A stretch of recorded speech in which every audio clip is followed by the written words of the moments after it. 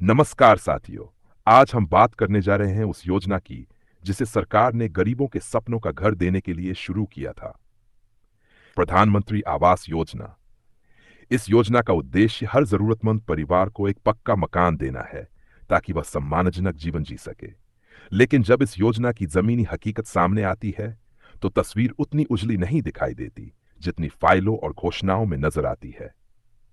एक जिले में प्रधानमंत्री आवास योजना के अंतर्गत कुल 6,379 मकानों की मंजूरी दी गई थी। योजना का उद्देश्य साफ था, हर पात्र गरीब परिवार को सरकारी सहायता से पक्का मकान दिलाना। इसके लिए बजट पास हुआ, लाभार्थियों की सूची तैयार हुई, फंड जारी हुआ और स्थानीय प्रशासन को जिम्मेदारी दी गई।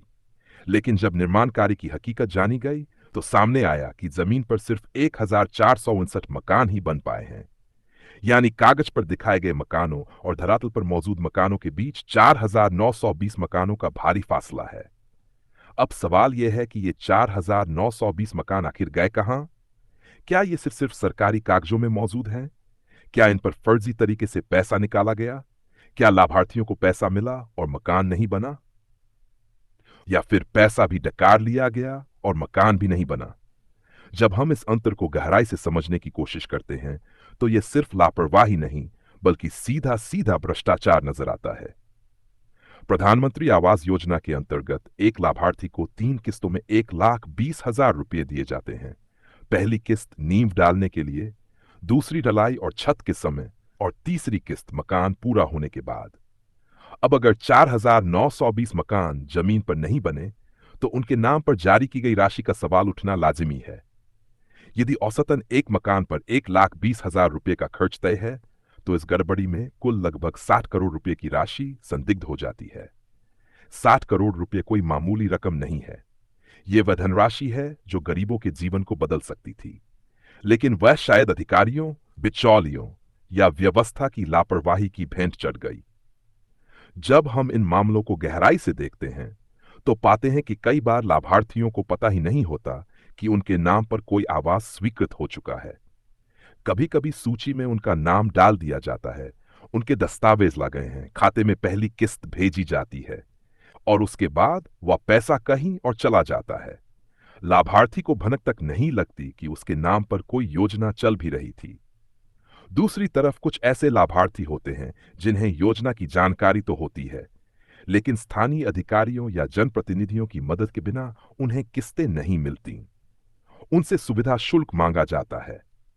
कई बार कहा जाता है कि पहली किस्त मिलते ही आधा पैसा ऊपर वालों को देना होगा, तभी दूसरी किस्त आएगी।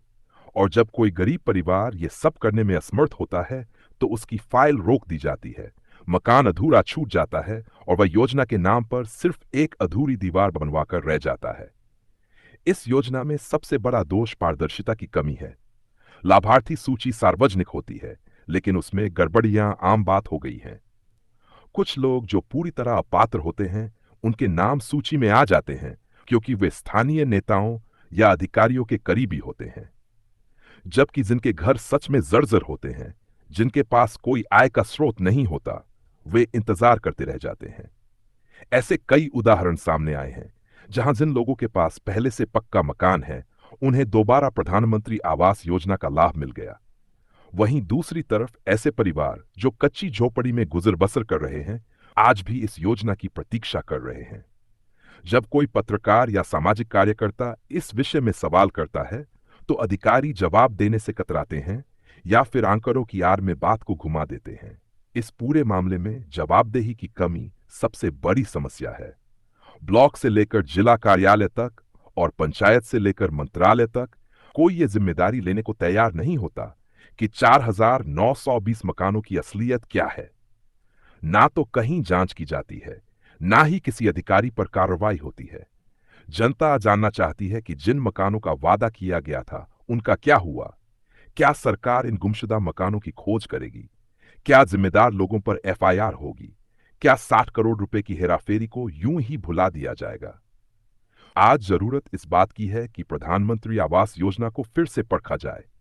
हर जिले में एक स्वतंत्र एजेंसी से इसका सामाजिक ऑडिट कराया जाए।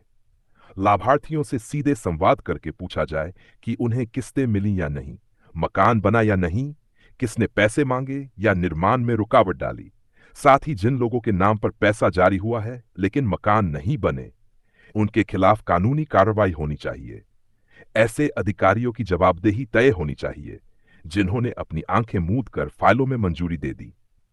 सरकार को चाहिए कि वह इस योजना को सिर्फ लक्ष्य पूरे करने के खेल से निकालकर वास्तव में जमीन पर लागू करे। मकान सिर्फ फोटोग्राफ खींचकर नहीं बनते, उसके लिए ईमानदारी, जवाबदेही और पारदर्शिता जरूरी है। जब तक योजना का क्रियान्वयन ईमानदारी से नहीं होगा, तब तक कोई भी योजना गरीब तक नहीं पहुंचेगी, चाहे उसमें कितनी भी राशि क्यों ना आवंटित की जाए। आखिर में सवाल फिर वही है, जिन 6,379 मकानों का वादा किया गया था, जब उनमें से केवल 1,459 ही बने, तो बाकी के 4,920 मकान कहां चले गए?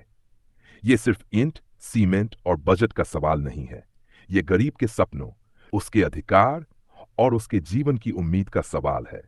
और जब तक इन सवालों का जवाब नहीं मिलेगा, तब तक किसी भी योजना की सफलता पर भरोसा करना मुश्किल है।